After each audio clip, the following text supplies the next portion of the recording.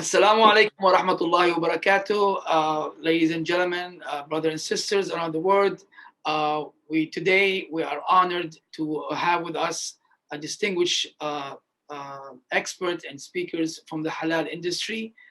We have from Malaysia and Canada. I will start first to introduce myself. My name is Nasser Deeb. I'm the show director of Halal Expo Canada, the only show in North America dedicated to the halal industry. And we are the show that has started in 2019, and we are planning the next one to be in November. First, I would like to ask Mr. Adly to introduce himself. Mr. Adly is the Chief Business Officer of Halal Development Corporation, HDC of Malaysia. And Mr. Omar Subedar is the Chief Operating Officer of Halal Monitoring Authority of Canada, HMA. And Mr. Jim Tarlton, President of Malaysia Canada Business Council in Kuala Lumpur. First, I'd like to ask each one of you, gentlemen, to introduce yourself and introduce your company and its mandate and what it does in the halal industry. Mr. Adly, would you like to start first? Assalamu alaikum wa rahmatullahi wa barakatuh. Brothers and sisters from all over the world. Thank you, Mr. Nasser. Thank you, Jim. And of course, my brother, Sheikh Omar. Yeah. My name is Adly Mohamed. I'm from the Halal Development Corporation, which is actually a government agency under Ministry of International Trade and Investment, all right? Trade and Industry, sorry. So under MITI, we call it MITI, Ministry of International Trade and Industry. Our purpose is to promote participation and facilitate the growth of the halal industry, right? Be it in Malaysia for our Malaysian exporters, but also to share our experiences globally. That's what we are doing today, right? So we have a few programs within the HDC in which I will enlighten everyone later on. But basically, why is it so important to us? Because Malaysia has been selected as the #1 in terms of halal certification and accreditation. And it's been done by the world body that encompasses this, what shall I say, ranking. In fact, we were one of the first to start Islamic financing for that matter. Right. So on that note, I thank you very much, Mr. Nasser and everyone at Expo Canada to invite us. And I would like to take this opportunity later on when my turn comes up to share some information for Canada and the global halal market. Thank you. I'd like to thank you, Mr. Adly, for coming into the panel today. We're honored and humbled to have you with us today, and we appreciate your time. Now we move to Sheikh Omar. Sheikh Omar, I know you very well, but in Malaysia, some don't know you, some do. So would you like to introduce yourself and your HMA and its mandate and what it does in Canada for the halal industry? Well, first and foremost, assalamu alaikum wa rahmatullahi wa barakatuh to all my brothers and sisters, and good morning, good evening, wherever you are in the world. I am really excited to be part of this panel today, being alongside with Dr. Adly, Jim, and Nasser.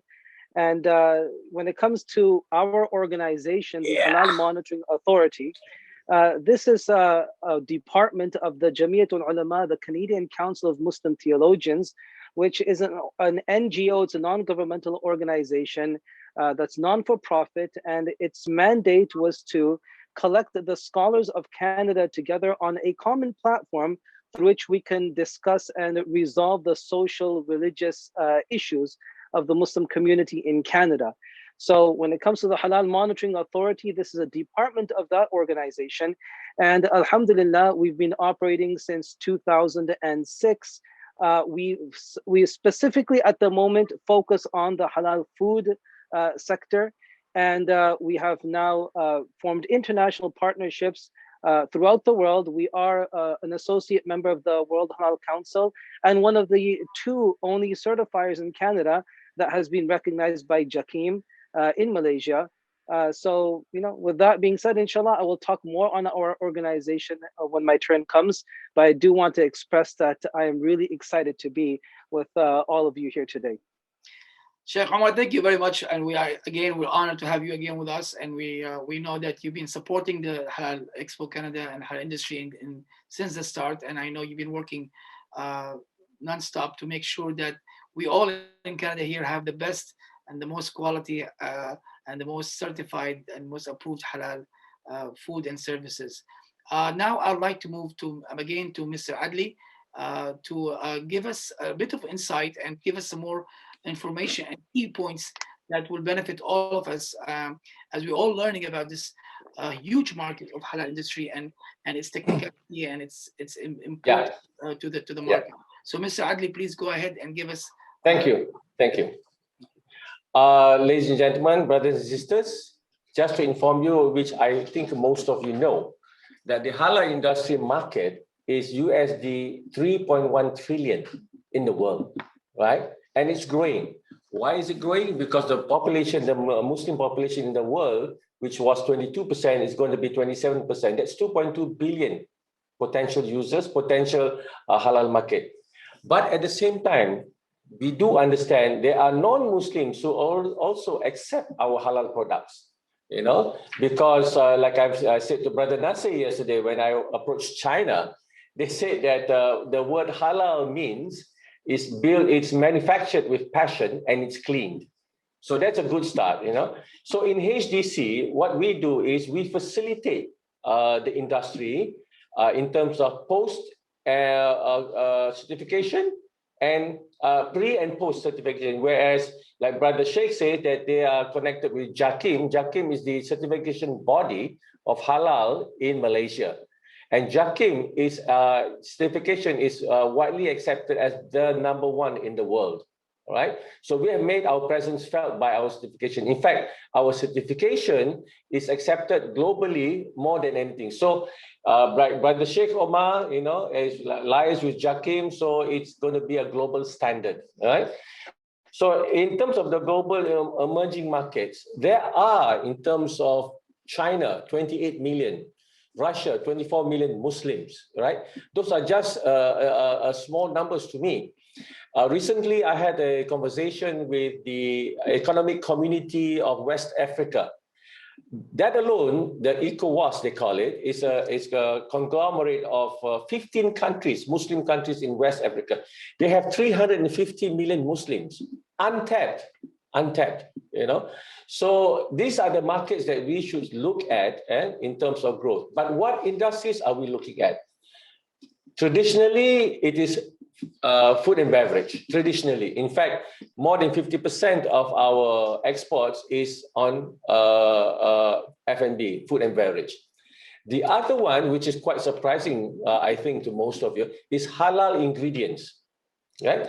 Now, halal ingredients are the ingredients used in order to produce a certain product. All right. So now, when we have halal ingredients, like in Canada, I think close to 40% of your imports of halal from Malaysia are halal ingredients. All right. So that is the building block of a product before it's being sold to being halal. Like I said before, to me, halal is the concept of blockchain was started with halal, right? Where halal is actually from farm to table, right? We talk about the halal ecosystem. What is a halal ecosystem? Halal ecosystem begins from the time you plant the seed or you take up the halal ingredient to production, to packaging, to transfer, to distribution, to storage. The whole ecosystem is actually a blockchain. It's just that now blockchain uses new technology to make sure that it's more effective, right? So in that way, the halal industry is actually ready for blockchain technology. We are there. So what we would like to do with the halal industry, like for Canada. In Canada, our exports to Canada is about Canadian dollars 119 million. And I think the disposable income for Muslim market is about 2 billion. Right? So we have not even touched 10%. We only touched 5%, to me, as I've said before to most of you, is that the halal market is not only Malaysia and Canada. We would like to have halal hubs around the world, right? Where we have, example, Canada being the North American halal hub, right? US imports from halal from us is about close to $1 billion US, right? That could be a market. That could be a market. And then for Malaysia, we will cover the region. For China, we'll cover their region. For Europe, there'll be another region. And for the Oceania countries, right? So in HDC, we're working hard not only to increase our halal exports to the world, but also helping our brothers and sisters, right? As I said, the halal agenda is an ummah agenda. It's a worldwide agenda, right? We should focus on that. And when you create these halal hubs, there is always two-way traffic, as we said yesterday. Yeah, you can call it superhighway, motorway, carriageway. You know, it should be a link between one country or one continent and another. Because, for example, the new markets for the halal industry is not F&B, but is medical devices, pharmaceutical, cosmetic, wellness. There's a huge potential. As you now know that, we're talking about halal vaccine. Everybody's talking about halal vaccine. Well, I can attest to that during the World Halal Conference organized by HDC, it started from there last year, when the Russian counterpart and our drug manufacturers joined hands, and I think they produced the one Sputnik, right? It's a halal vaccine, all right? So, and this year, we're going to have our first World Halal Business Conference in September, right? Now, instead of calling it World Halal Conference, we call it World Halal Business Conference so that we can focus ourselves. Yeah, focus ourselves. We expected outcomes, and we are very clear on what outcomes are this to be derived from this World Halal Business Conference, and we are getting participations from all over the world, because halal, as I said, $3.1 trillion US per year. I'll give you an example of the markets in a non-Muslim country. The country is Netherlands. In Rotterdam, they even have a facility that is certified halal in terms of storage and warehousing. And the non-Muslim market there that consumes halal products is over 300 million per year, consumed by non-Muslims, who understands that when we talk about halal, we talk about toyiban. We talk about the whole process of it being scrutinized to ensure cleanliness and so forth. It is our vision, and I think all brothers and sisters' vision, is to have our halal product logo or certification in the same length as HACCP, ISO, and the rest, right? To be worldly accepted. Because at the end of the day, it's about giving the customers and clients the best product, the safest product, right? So when we talk about Canada per se, I would think the halal ingredients would be one avenue that we can really look at. Now, the halal ingredients can be from Malaysia. It can also be from Canada to the world, all right? So now, for Malaysia, the incentive is if there's any country like Canada who would like to join or can I say come here to invest on halal production here, we can do that. We do have our halal parks incentives, that will provide you the tax breaks that you require, and maybe from here you can export it back to Canada or the world for that matter. All right. As I said before, the pie is so big. If you eat alone, you choke and die. Right? Let's share, because the pie is really, really huge, And I'm of the firm conviction that we need to work and collaborate together. We need this, yeah. And I thank you, Brother Nasser, for organizing this, because I see huge potential for our countries, for the region, for the Ummah. All right, because now, as you know, that the population of Muslims in Europe are growing due to the influx of migration, right? And because of that, they then start to buy halal products. And because of that, their non-Muslim friends starts to understand what is halal, what does it mean, right? No more the conjecture that the halal means, it's going here, it's going there. Now they understand halal is actually as good or even better than ISO. So that is our job, brothers and sisters, to increase the knowledge and understanding of the word halal, so that all products from any country will be easily accepted, right? So basically, that's my intro, Mr. Nasser. And under my care, I'm the Chief Commercial Officer. I have 5 different units or departments, and that's where I think Jim and we need to sit down and chat, because I have under me Halal Integrated Platform, which is actually e-commerce, global e-commerce, which we will launch in September. I have Halal Parks. I have 14 Halal Parks, which will give you tax incentives for foreign FDIs coming in. I have also the Halal Consultancy and Advisory. We are doing projects in in Africa, in China, and Japan, inshallah. So we would like to share that. Canada. Inshallah in Canada too. Then we have the Halal Event Management, which part of the whole concept, as I said before, is to increase knowledge and understanding of halal. So halal event management will have its circuit.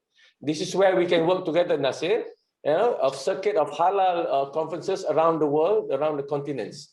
And last but not least, Halal Training Institute. Now, Halal Training Institute will have specific programs, and we are now converting it to become virtual programs. All right, so that we can, inshallah, by next month, we launch it to the world, not only Malaysia, to the world. All right, so this is part and parcel what HDC is all about, and part and parcel of under Ministry of International Trade. All right, MITI, this is what our promise to the world, and inshallah, we will make sure that we work together on this. And then one of the divisions in HDC is called Industry Development Division, ID, Industry Division. They are the ones who actually implement the developmental initiatives throughout Malaysia and the world.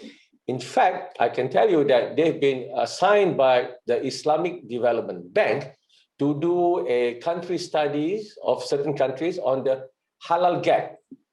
Right? So ID department, under ID, one of them is called the International Cooperation Department.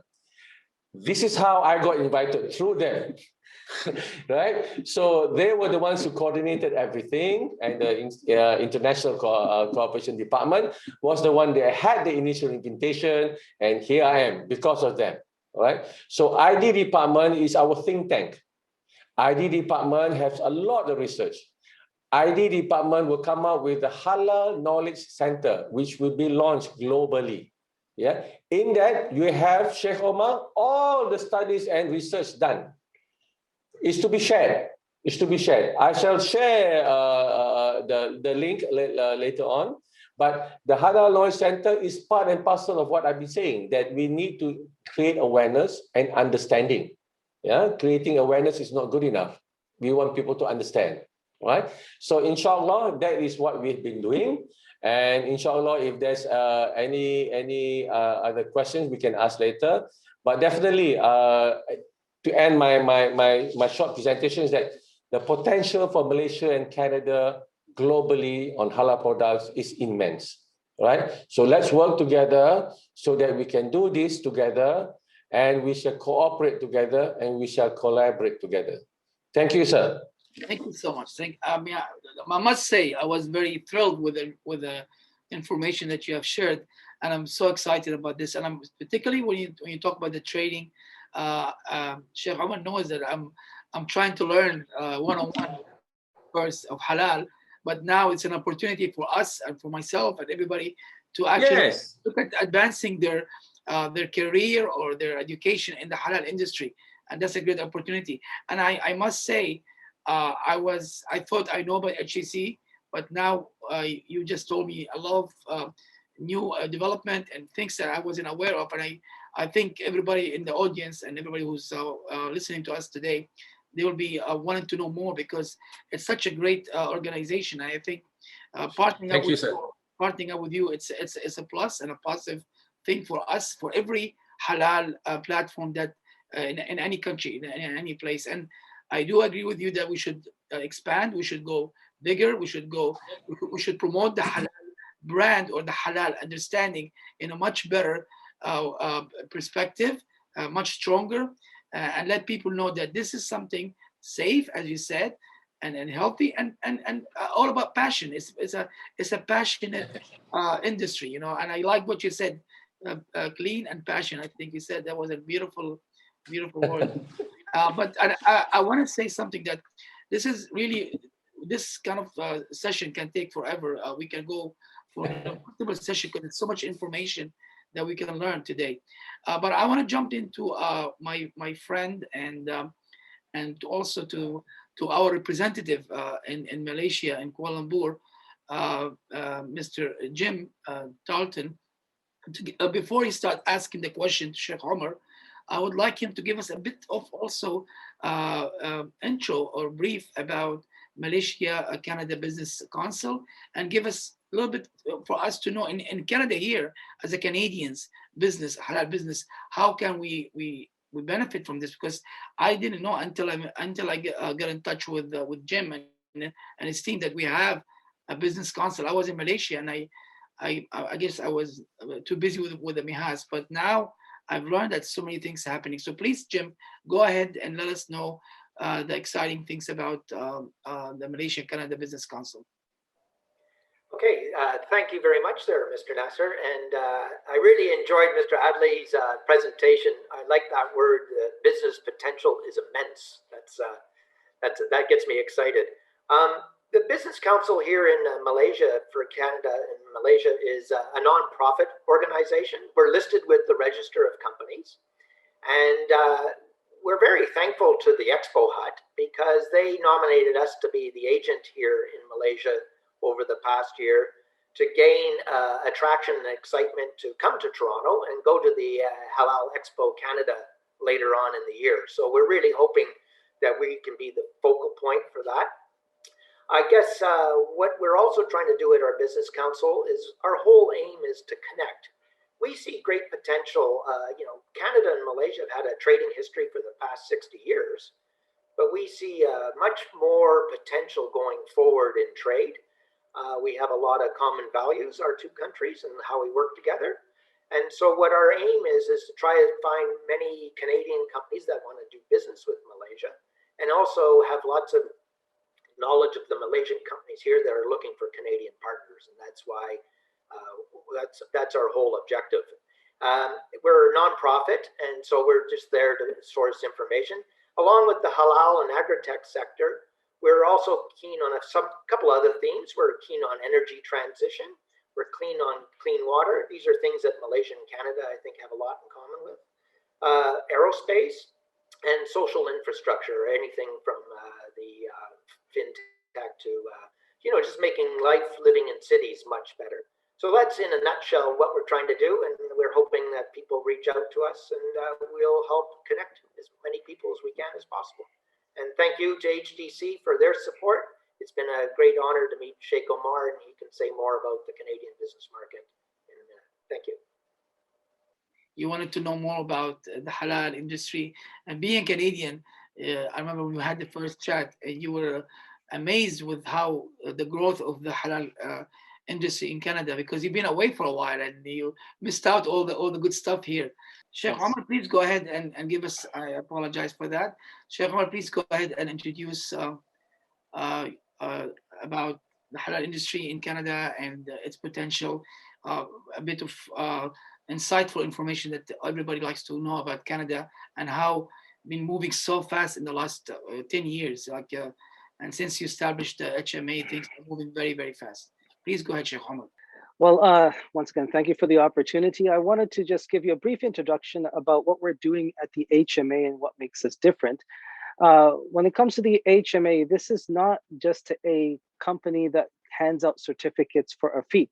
What happens is, back in 2004, we were informed of certain malpractices in the halal industry, which later then had prompted us to take some action.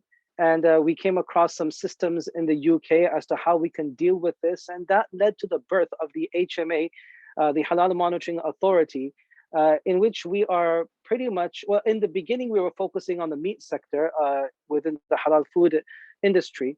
And what we had to do was establish a system of monitoring where you're going to have people stationed, our inspectors stationed side by side with the CFIA in federal facilities or OMAFRA in provincial facilities, and overlooking the entire halal production, whether it's in an abattoir processing facility, distribution, and then overlooking the retail sector as well.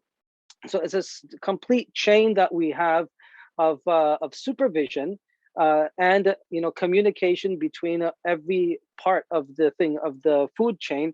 So Dr. Adly was talking about blockchain. That's our blockchain right here, where everyone is in communication and making sure that there's no compromise made at any point of the transition from one part of the industry to the other, one point to another. So that's just in a nutshell what we're doing. Now, I do want to share that when it comes to the halal industry, it has grown exponentially here in Canada. Remember, when it comes to the halal immigrant, or I should say the Muslim immigrants that started to come around the late 60s, early 70s, you had this influx of immigrants coming from the East, a lot from South Asia and so forth. Not to say that there were not Muslims here before. There are Muslims here before the Confederation in 1854. That's when we had our first Muslim that was born here on this land. But we had pockets of Muslim communities, and our first mosque was built in 1934 in Edmonton, in Canada. But those pockets were pretty much short-lived, and then they just diluted. You didn't see much evolution in those particular communities. But that all changed in the late 60s and the early 70s when you start having these migrants coming, forming communities, and those communities began to evolve, became more visible, and became more pronounced in society. So now we're here as second gen, third gen Muslims, and it's a complete different picture as to what it was in the late 70s and the early 80s when I was growing up. At that time, if you said the word halal, people would look at you and say, like, what is that? Right? You would feel shy to even say the word halal or Eid or Jumu'ah, these terms. It was like something you just didn't do back in those days. And if you wanted to talk about Eid, you always had to acquaint it with, or I should say, you had to equate it with Christmas, just to try and get people to understand what Eid is and why we need to take a day off. So, but that has all changed now. Now we're looking at a very different Canada, a Canada in which we have 1.6 million Muslims and growing. That's right now we're a population of 37 million, but 1.6 million and growing. And it's expected by the year 2030, 9 years from now, we're just going to hit the 3 million mark, just under that, but the projection is around the 3 million mark. Now that's not as big as some of the numbers Dr. Adly was sharing with us in some of the African regions and when it comes to Russia. But what you do have to look at is the spending power these Muslims have. When it comes to this 1.6 million, which is growing to 3 million very shortly, very quickly, at this moment right now, spending power is $2.6 billion, right? $2.6 billion is not something that you want to blink over. And that's only growing, okay? So $2.6 billion. We have the Canadian government that has been dedicated to migration, where they're opening the doors to over 400,000 new immigrants every single year, okay? Almost 500,000 new immigrants coming to Canada every single year. So you imagine that a large percentage of that is Muslim that is coming here. They want things that are going to suit their needs, that are going to cater to their needs. So the industry is only growing. So now when it comes to the average Muslim household here in Canada, it's 4.4 as opposed to the non-Muslim household, which is 2.5 people, right? So it's double. The Muslim household is double the size of a non-Muslim household in Canada. Okay, so 4.4 for the Muslim household, 2.5 for the non-Muslim household. And then when it comes to the way the Muslims are positioned in Canada, the highest concentration of Muslims that you have is right here in the province of Ontario, where 67% of that 1.6 million Muslims that are here right now, 67% is right here in Ontario, in this province. And from that 67%, 47% is here in what we call the GTA, the Greater Toronto Area, which is a combination of 5 regions. You have Durham, Toronto, York, Peel, and Halton. These 5 regions, they make up the GTA, and 47% of the Muslim community in Canada is located right here in this region called the GTA. Okay, so that's a very large concentration that you have. And this is why, for this reason, we call Toronto the Halal Mecca of all of North America. Okay, unapologetically, we'll say this is Halal Mecca. I've traveled a lot. Okay, and I've seen what south of the border has got to offer. It can't even hold a candle to Toronto. Okay, there's, just to give you an idea, there are over 500 halal restaurants just in this small region. Okay, this is talking about a non-Muslim country, but 500 halal restaurants and growing just in this small region here. All right, so that's quite a bit for us to look at. Halal is now not, before you, what you had to do is you were very dependent on imports, and there was not a lot of manufacturing in the beginning days. Right now, 2nd gen Muslims coming into 3rd gen, they're taking halal very seriously. And now you have so many new companies that are emerging. I know that because we're getting applications all the time for certification, right? Once upon a time, when we had started the HMA, we'd be lucky to get an application once every 4 or 5 months. Right? We're just sitting there, and it was a part-time thing. Now we're getting applications almost 2 to 3 times a week. There's new applications coming in. It's very busy. It's not that side job thing that you sit down hoping for something to come by. Now it's like too much work. Okay, it's just coming in, it's pouring in, and we're just overly worked, right? So you in the food manufacturing area, you have a lot of new companies that are emerging, and not only that, you've got finance, right? Brother Nasser was making mention of this yesterday in our program about RBC. Tourism has become a huge thing now all of a sudden. Halal tourism, which I know was initiated in the East. You had the likes of Singapore, I remember, and Malaysia and so forth. But it's become a thing here, halal tourism, and definitely cosmetics and fashion. Okay, halal cosmetics is being manufactured here by companies, fashion, halal socks, whoever knew? Okay, halal socks, but that's being manufactured right here in the GTA. Those socks that you use in lieu of washing your feet. People have some problems with conventional socks, so they came up with the right halal socks that fulfills all the requirements for your ablution purposes. Okay, so that's all going down here, right here. So there's a lot of action going on here. And for someone to overlook that, they say you snooze, you lose. And you don't want to be snoozing, okay? Because there's a lot of development going on here. So halal is not now confined to food anymore as it was when we began. Okay, when you said halal, it was only used for food. Now it's beyond that, and it's encompassing a complete Islamic lifestyle, and it's only growing. So what I would do is I would invite the whole world that don't overlook Toronto. Toronto is a place that, as I said, the Halal Mecca of North America. And if you really want to come and get involved, the Halal Expo, November 13th and onwards, November 13th to 15th. Is that right, Nasser? November 13th to 15th. Make sure that you're getting your booth, okay, and come here and showcase what you got. Canada can import and export, and with the HDC, the initiatives that they're taking, where they're talking about connecting all of this halal together, that's a phenomenal effort. because what we've been doing, we've been all working independently, and that's not going to add to the strength of this industry. The moment we start joining hands, you're going to see a new face in the world. Right? Thank you for this time. Well, that's a fantastic sort of description of the history of where we are now in Canada, Sheikh Omar. And being a Canadian, I've seen that change myself, and it's exciting to see. I think Canada is a very open culture, and it embraces change and embraces lots of different ideas. So very proud to hear you say all those good words about our country today. So thank you. I'll kick off with just a couple of questions to Sheikh Omar first, and then I'll hand it over to Mr. Nasser for asking some questions to Mr. Adly.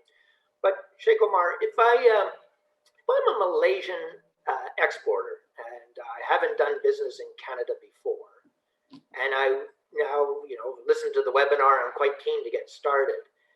What kind of business models do you typically do for an exporter in Malaysia to link up with a Canadian firm? What are sort of some of the popular business models that you've seen that seem to work quite well? Well, first and foremost, we have to identify, say, for example, if it's going to be food, we would have to hook up with some distributors that are well known here, right? And make sure that there's a marriage that is made between the local distributor here and the exporter from Malaysia. Because, yeah, you can bring your products here, but who's going to move those products, right? And who's going to make sure that they're getting into the right places. One is that getting a proper distributor. Some people can go ahead and try and get in touch with retailers, but I've seen with my own, through my own experiences, that it's as we know, it's all about who you know, right? It's all about who you know, not what you know. And in each industry, you got to be hooked up with the right people in order for your product to be moved here successfully and to make some good revenue. So that's what I would say. You just have to know which person to deal with in whatever industry of halal you want to venture into. And that's what I'm saying. Halal Expo is the best place to come and learn who those people are. Okay, thank you. And just a little bit further on to that question, is Canada's biggest trading partner. Where do you see the advantages of setting yourself up first in Canada and then maybe broadening out to the US if you see your business expanding? What are some of the approaches you would take? Well, I think. Go ahead, brother. Go ahead. Go ahead. Look, I can only speak to my experience here. And what we can see is that whatever is going to be established in the name of halal here in Canada, it's already given a level of credibility across the region of North America, in America, because we've heard from the Americans, and Brother Nasser can attest to this, that they look to Canada, they look to Toronto for trends and guidance and what's going on down there. So what's happening is that the moment that you've now established something here, there's a level of credibility that has been associated with it. Okay, and as a result of that, people are going to pay attention to you. Now again, every business has got their own model as to how they're going to operate, how they're going to manufacture, distribute, and so forth. But the advantage of setting up here is that a level of credibility is going to be given that is not going to be found in other places in this region. Mr. Adly, did you want to add a little bit to that? Yes, I believe what Brother Sheikh Omar said too is all the critical success factors already in place in the region, right? Toronto region being the mecca for halal products coming out from that region. And secondly, because the North American infrastructure is well established. But in order for us to achieve that and making it a halal hub is the fact that the basic questions that Sheikh Omar said, that identifying identifying and understanding the distribution channels, right? The right partner comes into place. But just to, I have a fact here that the halal clothing industry is worth USD 368 billion. So when you said about the socks, definitely, who would have thought that there is such thing as halal socks, right? Now, the industry for tourism, you rightly put, yes, Malaysia and a few other regions here also practicing that.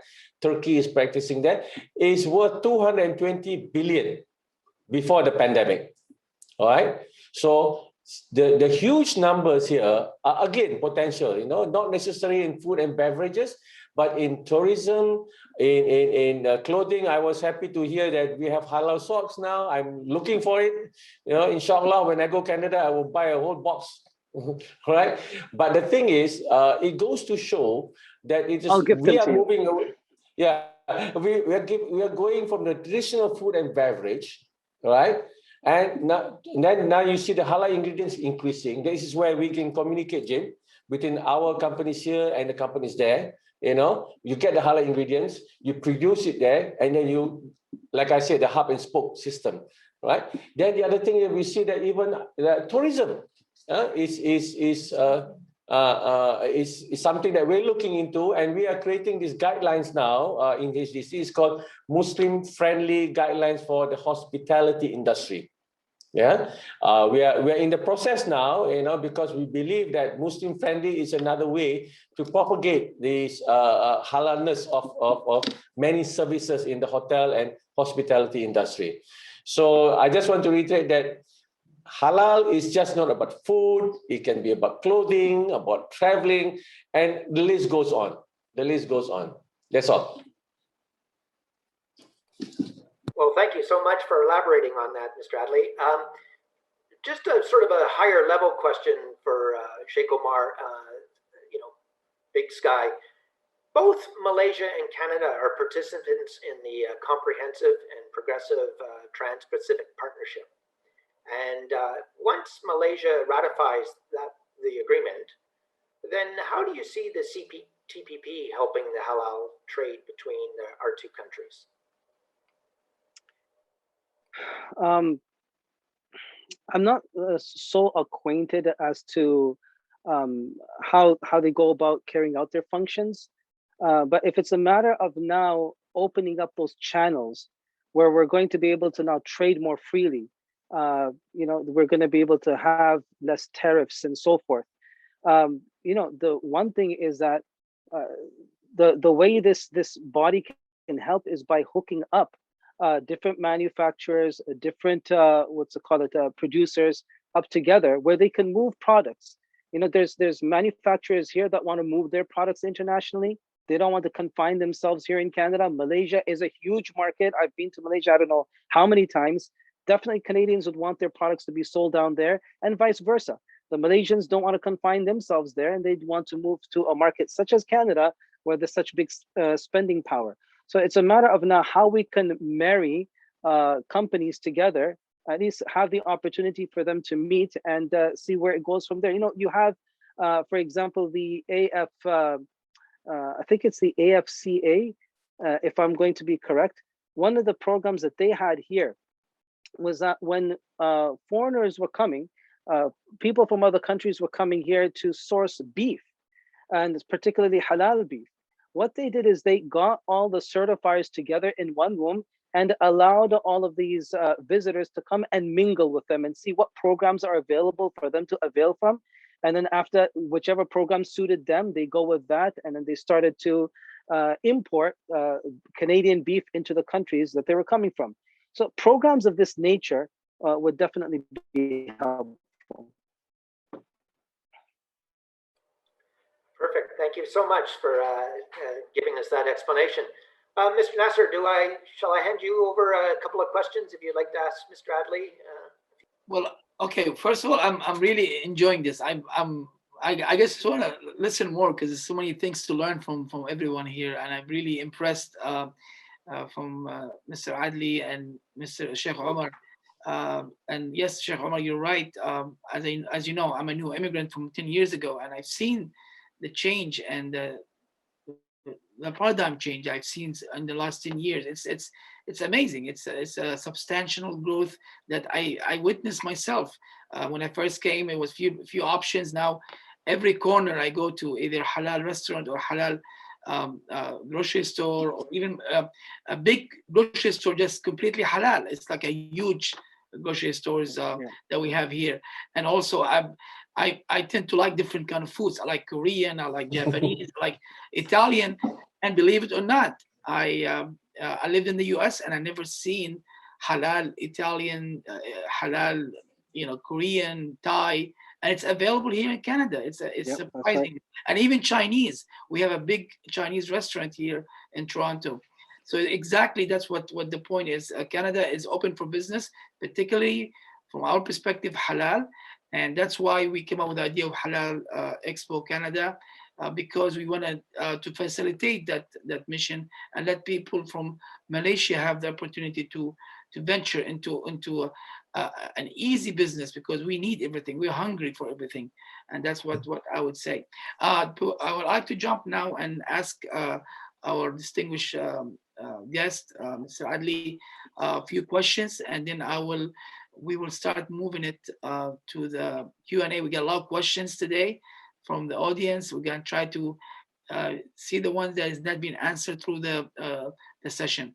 So, Mr. Adly, the first question I'd like to ask you: what differs between Malaysia, the leading global halal hub, as compared to Indonesia, the world's largest Muslim majority country? What makes Malaysia stand out in the halal industry? Can you please elaborate on that? Yeah. I think Indonesia also has a very good halal certification and so forth. But I believe one of the reasons why we keep getting the #1 in the world in terms of halal, in terms of our halal approach, is that it is very structured, and it's the framework is set. We have our stakeholders. The stakeholders are governments, private companies, financial institutions, and all the various government bodies. We understand that the halal agenda is a national agenda. That's #1. So it's just not HDC under Ministry of International Trade and Industry, but also other ministries also have their halal agenda, which is when we join forces together, it becomes a national agenda. That's #1. Our structure is very complete. Our framework is complete, so much so that's why our industry development division is the one that's been asked by many other countries to replicate and duplicate some of the things that we have. So on that score, even though we are nowhere compared to the population size, but I believe our structure and our experience, has put us on a different level. That's my answer to it. But another thing that I would like to add, that this might be a sidetrack, Mr. Nasser, is that it's an important point that I'd like to pass to all our friends there. In order for us to create this main artery of global halal pipeline, it requires a G2G initiative. It requires that sort of commitment from the various governments, in terms of trade, regulations, and so forth. This is where I believe working with Sheikh Omar and Jim and Nasser, Mr. Nasser, is very important that we move this to the next level after this conference. That's all.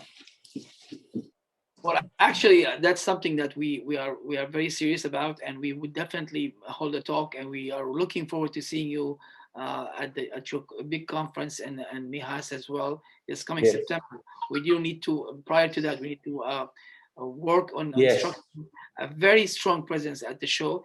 And I must say, both countries, being a Middle Eastern or Arab, I have a high respect to those two countries, Indonesia and Malaysia, for really always eager to develop the halal industry globally. For us as a 1.7, 1.8 billion Muslims, I think you guys are the champions, the top champions on that. And I seen that. Mashallah, also Indonesia has been taking a very good step this 2021. They are bringing more and more. We're working with the embassy here and working with the promotion center, and they've been very, very excited about being in the show. And at both countries, it will be great for us to have here in Canada. And I also wanted to, I'd like to ask you, in another way, what can we, what do you think as a step for Canadians to start vice versa, promoting their products in Malaysia, and also in the meantime, what Malaysian can do to start working on Canada at the early stage, and try to study the market further through your platform, through your association. What do you think the best way or the best idea that make them move forward and make them as a first step? What do you think it will be the easiest way for them in both markets? Yeah. Thank you, Mr. Nasser. I think the first and foremost is that we always firmly believe that the trade should be two-way, not one-way. That's number one. Number two, like Sheikh Omar stated very clearly just now, and I understand we must work with Sheikh Omar's organization, and of course Jim too, in the sense that to identify which industries that is, as I said to Jim just now, low-hanging fruits. All right, we need success stories to have a snowball effect to other industries, other companies, right? In both ways, right? So I cannot yet identify exactly which area, but I can tell you basically that one of the key elements I noticed growing is the halal ingredients, right? The halal ingredients where both countries, if they can trade, where we can have produce halal products. That's number one. Right? Food and beverage is based again on distributorship, understanding the network, understanding the whole system. Right? This is where Sheikh Omar can also help us. Yeah? In terms of establishing other industries, this is where Jim comes in. So to answer your question, this is why we have this expo, so that we can open doors, all of us, and we can share our thoughts, and we can come up together with a comprehensive plan.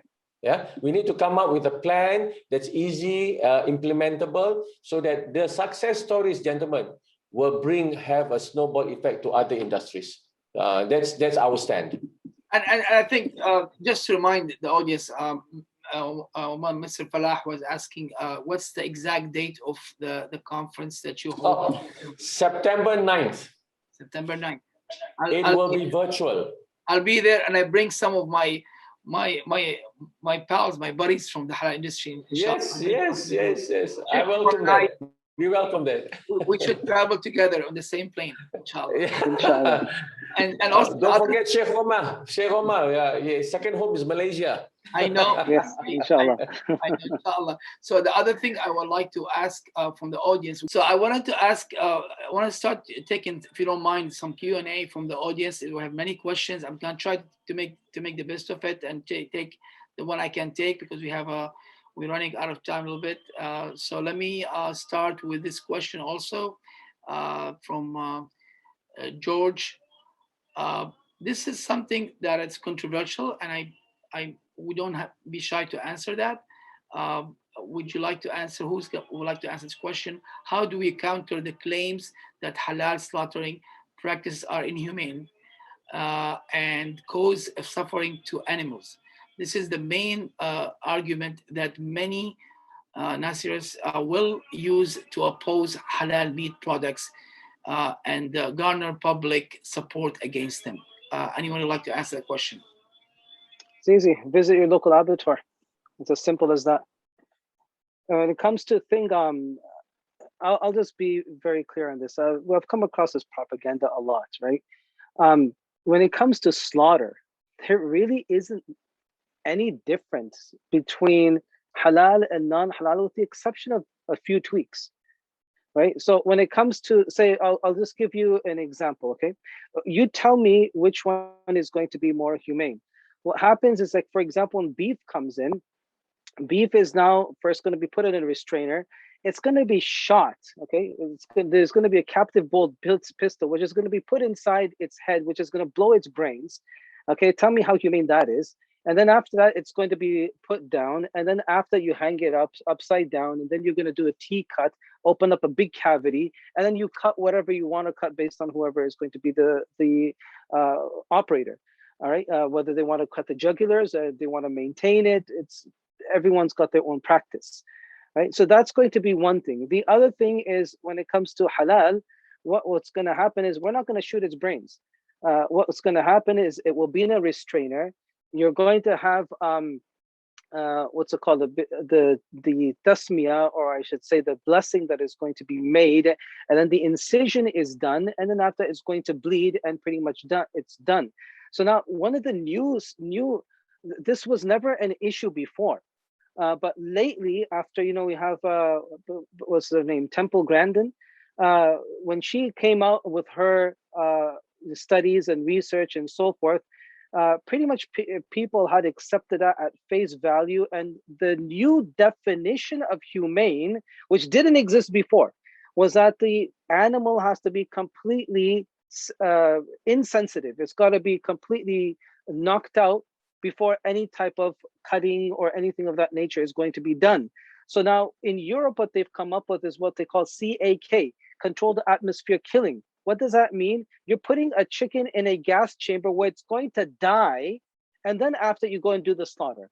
Okay, that's the conventional way. Or what you do in Europe is what you're going to amplify the electric stunner in poultry, which is the conventional way of doing it. You're pretty much frying it before you're going to slaughter it. Okay, so this is basically the things that people don't understand how the industry works. It's very easy to go and put propaganda out there, but when you actually start challenging it, those claims, they start falling apart. So the thing is that if a person really wants to know, get off the screen, go into your local abattoir and see what really goes on, and then you be the judge. I don't need to dictate it. You be the judge, and you can decide what is humane and what is inhumane. George asking a lot of questions already, and I hope this answers your questions. The second question is also from George. Are there any issues getting Canadian halal certified products into Malaysia or vice versa? Is there a mutual recognition and acceptance of each country halal certification so this does not become an issue for consumers? I think this question can be answered by both quickly and briefly, and I think I know the answer, but I will allow the guests to answer from their own perspective. Yeah, when it comes to Canadian products getting into Malaysia, they do have to be certified, from my experience, and the certification has to be recognized by JAKIM. And in Canada, there's only two. There's the HMA and our partner, the HMCA. So that's in order for the halal products to get into Malaysia.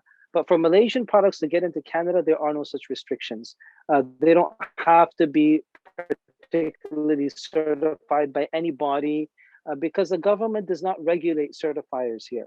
All the government does is they require that any that is going to be classified as halal, they must have a certifier behind it. So now the consumer has a point of reference, but the government is not going to regulate any certifier here. So it's more easier for Malaysians to get their products into Canada than for Canadians to get their products into Malaysia. Okay, Mr. Adly, you have anything to add to that? Brother Omar has answered correctly because there are two certification bodies that JAKIM, our halal certification body, has recognized and accepted. I think HMA and HMCA, and the one that Sheikh Omar. There are only two. As far as we are concerned, HMA, CA, and HMA can be accepted because JAKIM have recognized them for products to come here. And as far as Brother Sheikh Omar answered the products going there, there's no such restriction that I know of, provided it complies to all the statutory regulations and laws. Right? So for products coming here, get it halal certified under HMCA or HMA, and inshallah, that will be fine. Inshallah. And I think the question also arises, which is, I know that there are available logistic companies here in Canada, and the evidence is that we're getting a lot halal products from not from around the world. We're getting from Middle East, we're getting from Southeast Asia, we're getting from Malaysia and all those countries. So yes, we do have a number of them, and some of them will be at the show participating with us, and they are very strong in the halal logistics. Sheikh Omar, that's I think we all agree on that. Is that correct? That's correct. Yeah. Yeah. So may also the other question from George again. Oh wow. Okay. So George asking, how do we incorporate Sharia compliant financing into the production and distribution of halal products and services to ensure that these are halal in as many ways as possible? I think more with Canada, because we do have this kind of issues. So Sheikh Omar, would you like to answer? And also Mr. Adly can also elaborate on that as well. Yeah, when it comes to halal financing here, that's going to be a long shot. It's going to be very tough. The thing is, because when they're going to have investors, everyone wants an ROI. No one wants to do really charity work. So the thing is that until the Muslim community does not take this up as a community project, and you're just going to have individuals that are setting up little businesses for financing and so forth, we're not going to have a real solution. So I'm just trying to be a realist. I don't see halal financing really thriving here, in Canada for the foreseeable future. Yeah, halal investments is a different thing, but that we can see a lot of growth in. But financing, I'm very pessimistic over anything of that nature ever developing here. So it's a long shot, in my opinion. Okay. And okay, sir, go ahead. Okay, for Malaysia, we have our Islamic financing in nearly all the banks, right? So they have a division of where we provide financial packages or incentives that are already been considered Sharia compliant.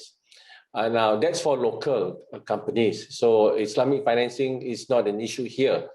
But for international, I do agree with Sheikh Omar. There will be quite a few issues that to be connected out. But we are working with SADC, which is part of Standard Chartered, the Islamic division, to provide those sorts of financing for overseas clients.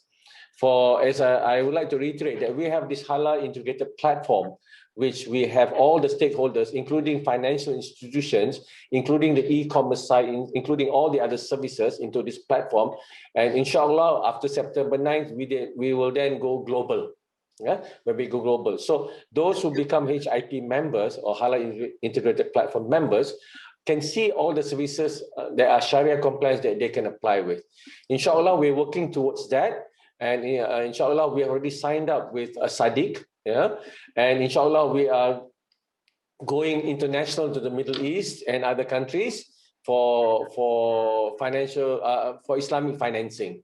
Maybe that we can work with SADC to see how we can help our introducing the Islamic financing into Canada. I will discuss with them. That'll be great. That'll be great. I think also I would like to talk about. Remind me. We have another initiative that we started 2 years ago, and it's slowly emerging to become important, which is the Ontario Muslim Chamber of Commerce, which is an initiative that my friend and I we thought about, and he's now leading the way on it, and this can also help halal businesses to enter or to be part of a good platform. And my friend Hussam Khadr, he also have a question for you, who's the president and executive director of OMCC, the Ontario Muslim Chamber of Commerce, and he's also an advisor to Halal Expo Canada. He wanted to ask Mr. Adly, when it comes to G2G between Canada and Malaysia, what barriers do you see? How can some of the Canadian halal-focused organization help? I think when it comes to G2G, we need to discuss further exactly what we are looking for. in order to achieve each other's objective. I do not have the answer as a blanket answer for that, but however, I do encourage for the parties to contact us, and we can through Mr. Nasir, especially Jim is here to represent, and we can work out in sequence and proper planning for the G2G initiative. As I said before, in order to create a global halal artery, we do require the G2G initiatives to be in place. So the answer is, in short, that we are open for discussion and we are open to collaborate with our friends in Canada. And Jim is here, right here with us, to ensure that happens. Inshallah. So Jim, I want you to ask your own questions to Sheikh Omar, because he always tell me I want to know more and more. So you have any questions that you want to ask Sheikh Omar? Yeah, I see a couple of other questions here from one of our MCBC members in Ontario, actually, Ms. Siren. She's asking, she's asked how many halal certifiers are in Canada. I think, Sheikh Omar, you said there's 2. Maybe you could elaborate a little bit more on that. But what I think she's really after is what resources available do they have they can promote their bodies and be competitive in the Canadian market. If you could elaborate on that, please. So when I said 2, that was in respect to who is recognized by JAKIM. There's only 2 in the country, but there are many certifiers. I'll be honest, I'm starting to lose count. So many people are opening shop now because so what happens is when we came into the picture at that time, there was only 2. We were the 3rd one that came into the picture. But then after 2016, when the CFIA had passed a regulation that everything that is going to be marked halal must be backed by a certifier, that's when you had so many new guys coming in. So I honestly don't even know the accurate number right now because there's so many new are coming in. I don't pay attention to that. But in order to, I don't think it's more than being competitive. It's a matter of being reputable, right? Because Yes. What's the whole point of a certification? The whole point of certification is to ensure the integrity, right? That's what it is. If it's going to turn into a business and your person is now running after the dollars and the cents, then you're definitely going to compromise the integrity because it's a business at the end of the day. So I guess in order for you to maintain the integrity of halal, it's got to be more service focused than it is going to be profit driven.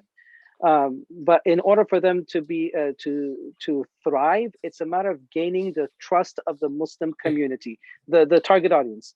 You can open a certification right now, and if people don't know you or they know you to be shady, I mean, it's defeated the whole purpose of certification. Okay, that's great. I also see another question here from a young person here in Malaysia who is asking, they want to start out in the halal business, and it's probably a question to Mr. Adly. Where do they start, and how can maybe HDC help them out to get their business going, and what resources have you got over here in Malaysia to help a young person get it going? We're just a call away. That's all. We want to understand what you want, what you're interested in. We want to understand the business, and we have all the facilities to help and assist you to market, to be certified, and so forth, and even to grow to the export, right up to export. Right now, another thing, that's the answer. But I want to get back to your question, Jim, earlier when you asked Sheikh Omar. And Sheikh Omar said that it started with 2 or 3, and now we have, you can't even count. What does it show? This CBs, halal CBs over in Canada. It shows that the industry is growing. There's so much interest. That's why there are other CBs, halal CBs there. And from the 2, 3 that you have to more. At the same time, I totally agree with what Sheikh Omar said. At the end of the day, which CB has the highest integrity in terms of compliance to every guidelines that's given? And JAKIM, and I can say this with pure conviction, Jakim is always the number one, and the standard's been looked upon as the standard in terms of halal. And HMCA and HMA are the two bodies recognized. So I would urge Canadians who would like to do into the halal business, talk to them, HMA, CA, and because your product, when you have Jakim, it's not only for Malaysia, as I said again, it's worldly accepted. All right. So you actually have not only Malaysia, but other countries that has already recognized Jakim, right? So that's my answer to that question, Jim. Thank you. I just wanted to. I think I've been flagged to wrap up the session. I think this is it's been exciting panel. I must say that myself, I've learned so much about the economy of halal and the ecosystem of halal, and so many things. Even locally, I've learned so much. I'm always having a coffee at least once a week or once every 2 weeks with Sheikh Omar to learn more about the halal industry here. He got so much information, and now I'm learning about the global and the Malaysian halal market from Mr. Adly. I'm sorry, I really have to end this session, but I must say it's been an amazing experience, and I think the attendees are all excited, and we have overwhelming people. We got a lot of questions also to be answered in the coming weeks. I think once we publish the video, but I want to thank each one of you. I want to thank Mr. Adly bin Mohamed, sorry, for joining us. I want to thank Sheikh Omar, Subedar, and I want to thank Jim Tarlton for taking the time and helping us to educate everybody from both countries. And I think it's going to be an amazing event when we welcome you to Canada. You can consider that your second home, and we look forward to seeing you all in Canada and November 11 to 13. Be there and don't miss it. And for more information, you can visit our website, halalexpocanada.com, and you'll learn more about it. And I will love to see you guys in person when I come to Kuala Lumpur in September, inshallah. Inshallah. Any other words you guys would like to share before we end the session? If I may, Mr. Nasser, on behalf of HDC, we would like to thank you so much. I too have learned a lot, from all of you, especially Sheikh Omar, and we are excited, and we can't wait for us to, after this talk, to make some traction of what we have all stated for the past hour plus, to make sure that this conversation that we have is the start of a bigger collaboration that we are going to have. So, Jim, I'm waiting for your call. All right, that's all. That's all. Assalamualaikum warahmatullahi wabarakatuh. Sheikh Omar?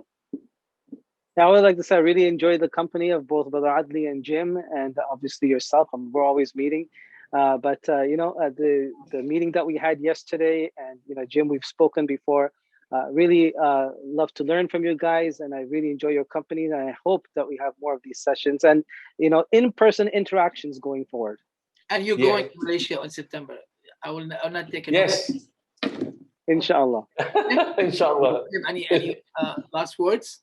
I just echo everybody's sentiments. I'm a raw beginner when it comes to halal, and I've learned so much in the past year. And I'd like to thank Mr. Adly, Sheikh Omar, and you too, Mr. Nasser, for putting your trust in us to be your agent and try to find as many Malaysian companies interested in going to Toronto. I hope people can contact us, and we're here as a support system to help.